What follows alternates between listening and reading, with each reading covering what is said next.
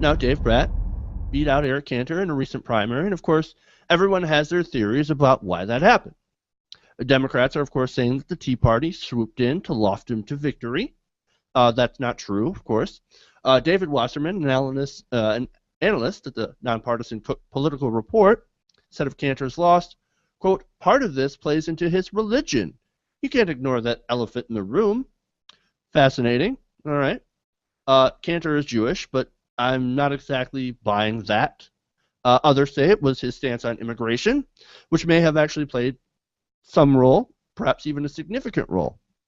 Cantor was seen as being in favor of at least talking about immigration reform, and when you might actually signal that you might possibly maybe be in favor of talking about immigration reform, the right wing will say that, of course, that you were in favor of amnesty for all the illegals.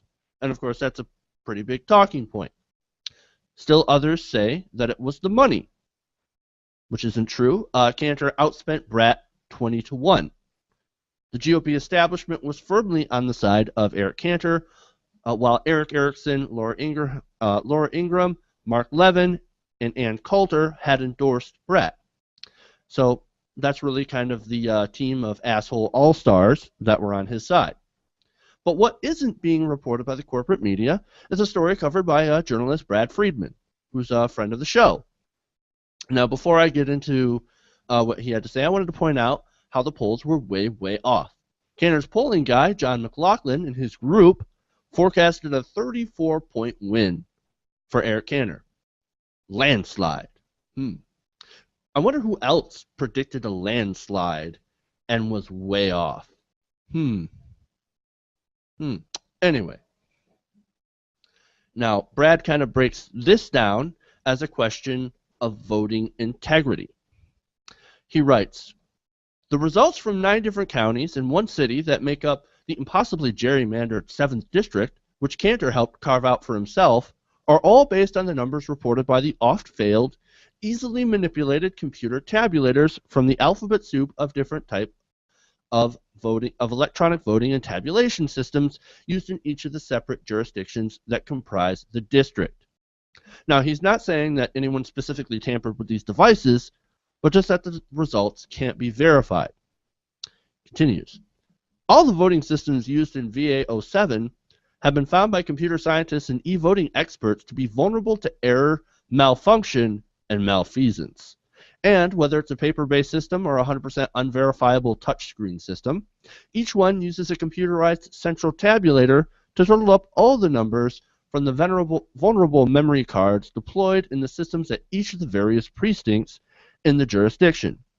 Now, in his analysis, Brad points out that 8 of the 10 jurisdictions in the 7th district used unverifiable voting methods, basically your touchscreen voting machines that have several different manufacturers and are prone to issues like malfunctions and even vote tampering. Now, I mentioned that Cantor's pollster reported that he had a 34-point lead just before the election. And given that this election is an incredible upset that hasn't had anything like it happen since the 19th century, I think it's pretty healthy to be skeptical and want these votes to be verified. Now, speaking of the results and verification, Friedman writes, those results may be correct, or they may not be. Nobody actually knows. Given the broad reported victory by Bratt in several different counties on several different voting systems, it seems at first glance unlikely that malfunction or malfeasance gave him the edge. Still, nobody actually knows that, as election results, even where they can be verified by human beings, will likely never be. I want to get your guys' thoughts on this. What do you think about this? I mean, is this a good example or a possible example of maybe these unverifiable voting systems? Could there be problems with them? I think. I mean, we've all seen Hacking Democracy on this show. I assume. If you haven't, oh well, go watch it. So I do know the issues about the voting machines. It just seems very unlikely that the challenger of the House Majority Leader would have some kind of a scam pulled in his favor. It would seem like this would go the other way because it's usually the powerful that have control of the voting machines. Like I remember when before the run up to the Obama election, every progressive ever was reporting that Mitt Romney, through a series of companies, owned one of the electronic voting machine companies. So like it's usually the powerful, the rich and powerful that would theoretically run these machines in their favor. As far as a malfunction, that's definitely possible. And if it gets us to switch back to an actual logical voting system this election, then I'm willing to, and I feel like sad saying this, willing to give Eric Cantor back his House seat, like if that's the case, because these electronic voting machines, like they look like a scam because they're more expensive. There's no way to verify them, and like we don't know where they come from or anything like that, and they're so easily hackable. Like they showed, like you don't even have to have the machine. You could just touch the memory card, and that memory card that they used can mess up the whole system without going to the central office. So all the security precautions are bullshit, and you'll find that out if you watch Hacking Democracy. So like I would love to get rid of the machines, but I don't think this specific case was a election theft or malfunction. It just doesn't seem like logical to me. I think it's low voter turnout, and also the Jewish angle is kind of ridiculous. Like I didn't even know Eric Cantor was Jewish. I didn't know he was the only Jewish member of the Republican House of Representatives. I know there's Jewish Democrats, but and he was voted in that district for like 14 straight years. Like what are you talking about? Like, why are we even having this conversation about his Jewishness? I don't see how that could be an elephant in the room. So that's absolutely fucking ridiculous. But Stephen, go ahead. Yeah, I mean, I do agree with Sean. I mean, first of all, in terms of Mitt Romney having some kind of tenuous link to these sort of voting machines back in 2012, it was his son who had worked for one of the companies. So it was a relatively close link when you look at it. It wasn't a kind of a first removed cousin on his sister's side kind of. So it was a close link. But in terms of this kind of specific issue, I think we're right in saying that it's really unlikely that it would have been kind of. I just don't think that these sort of irregularities. Even then, I think I'm right in saying that Bratt won by something like kind of 6,000 votes, and I don't think. And as Sean said, there wasn't particularly high voter turnout, and that helps the more energized base of whatever candidate. And obviously, that's more for the Tea Party Libertarian candidates. So that's why he won. Congress has a like 5 or 6% approval rating, so of course he's not going to be popular. And of course, I know that that question shifts when you say, "Oh, what about your own specific candidate representative?" But I think Sean's right that you can't be, in the nature of technology today, you can't have these electronic systems. Absolutely anything is hackable with the right skill. You've got 15, 16-year-old kids, who are able to hack into the CIA website.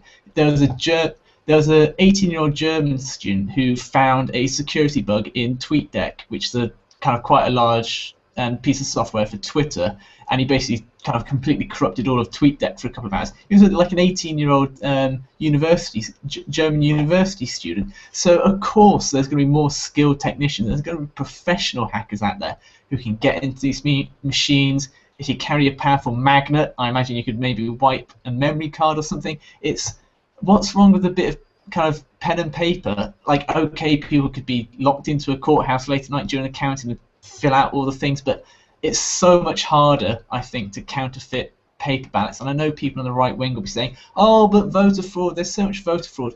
Even with these electronic machines, and even with, going back to the pen and paper system, voter fraud isn't a huge amount. And whilst this may be a slightly kind of tenuous point, that until you get money out of politics, for the vast majority, it doesn't matter if you have, I know we've kind of debated it a bit, but it doesn't matter if you have Cantor or Bratt or whatever Republican or Democrat for the most part, 90% of politicians, it really doesn't matter who you vote for. If some of them win by a couple of thousand votes, it just doesn't matter until you sort the entire system out. And once you get money out of politics, then you can focus on having a proper voting system. I know that sounds a bit kind of asked before head, but I think that's really what needs to happen.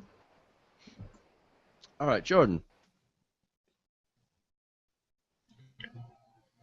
Nothing really to say. I think it's it's complete unverified speculation to try to make some conspiracy theory about Cantor not really losing. But at the same time, excellent points. It's just there's too much security risk for anything electronic now. We do need to go a little more low tech on our voting system. I can get behind that. Right, and I don't think anybody here, and I especially don't think that Brad is at all saying that we have a problem with with malfeasance or anything like that, especially in this result, or trying to make a conspiracy theory out of it. I think he's just trying to make the overall point of look at how unverifiable our system is. We need to fix that so that we can make sure that everybody who votes gets the result that they voted for, and not running into any sort of malfunctions or any sort of issues. Basically, it's trying to make sure that every vote is counted and that every vote matters and is free. It's fairly calculated, and the best way to do that is of course to do the paper system and to have actual people verify it. Well, John? yeah, I was gonna say, well, we're never gonna have a society where every vote matters because every vote doesn't matter. But I would like a society where every vote counts.